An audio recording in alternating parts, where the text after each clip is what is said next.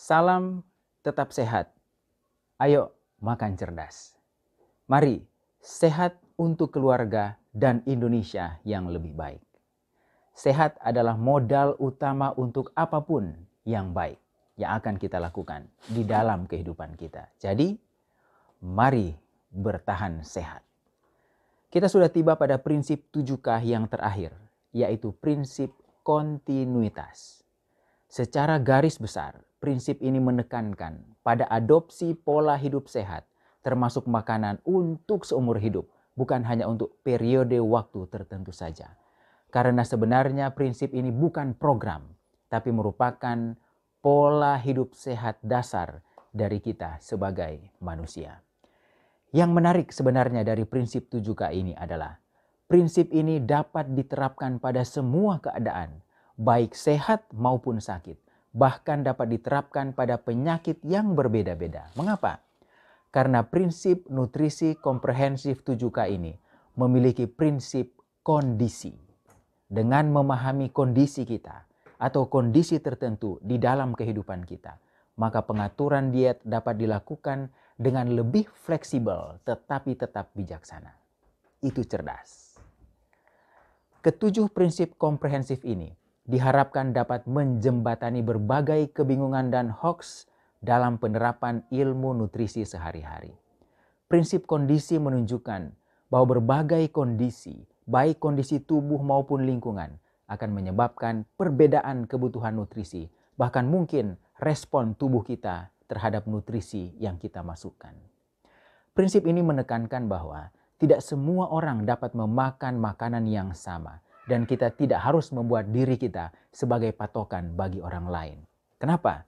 Karena mungkin saja kondisi kita, lingkungan kita, bahkan mungkin budaya kita berbeda-beda. Prinsip kualitas berfokus pada syarat makanan yang terbaik adalah yang dapat memenuhi semua kebutuhan mikronutrisi, vitamin, mineral, dan fitokimia tanpa menyebabkan kelebihan atau kekurangan kalori atau mengganggu keseimbangan makronutrisi, karbohidrat, protein, dan lemak. Dan pada sebagian besar kondisi, syarat ini dapat dipenuhi oleh makanan berbasis tumbuh-tumbuhan yang utuh. Selanjutnya adalah prinsip kuantitas.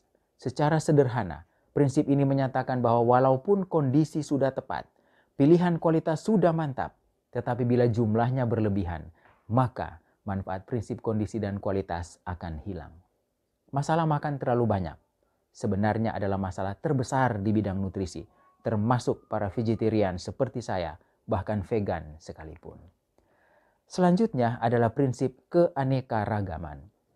Manfaat makan beraneka ragam makanan, bervariasi, kombinasi, ternyata tidak sekedar saling menutup kekurangan nutrien antar bahan makanan, tetapi juga akan bermanfaat untuk mengurangi risiko kelebihan nutrien atau fitokimia tertentu yang berpotensi toksik bagi tubuh manusia, dan juga akan menjaga atau memperkuat efek menguntungkan dari berbagai fitokimia atau nutrien tersebut. Prinsip berikutnya adalah prinsip keteraturan. Prinsip ini sangat terkait dengan prinsip kuantitas, walaupun sebenarnya ketujuh prinsip ini tidak berdiri sendiri-sendiri, tetapi saling terkait satu dengan lainnya.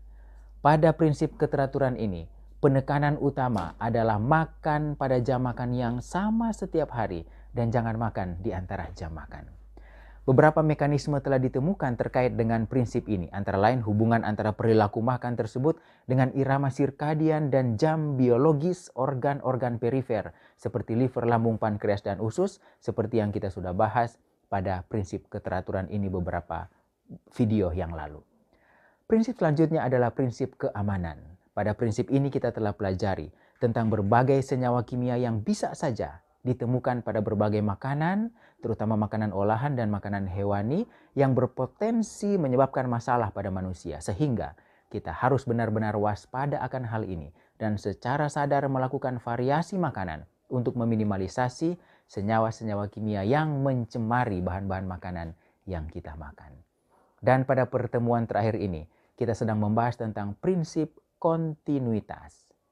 Kontinuitas atau kemampuan seseorang untuk melakukan perubahan dan mempertahankan pola makan yang baik seumur hidup bukanlah hal yang mudah. Bahkan pada seseorang yang sedang terancam nyawanya sekalipun karena penyakit yang disebabkan oleh kekeliruan pola hidup termasuk pola makan, hal ini tidak menjadi jaminan. Artinya, bukan berarti seseorang yang sudah sakit dan kemudian akan lebih mudah berkomitmen untuk memperbaiki dan mempertahankan cara makan. Belum tentu. Selera benar-benar digunakan oleh setan untuk menghancurkan umat manusia. Dosa di atas bumi ini dimulai dari selera makan, dan masalah yang sama terus terjadi sampai saat ini. Itulah sebabnya prinsip kontinuitas ini menunjukkan bahwa kita benar-benar adalah manusia tanpa daya. Kemampuan kita untuk melakukan hal-hal yang benar dan baik sudah berada jauh di bawah standar tanpa pertolongan Tuhan. Akhirnya, makan cerdas ternyata adalah makan dengan mengandalkan pertolongan Tuhan yang Maha Kuasa dan Maha Penyayang. Ayo, makan cerdas.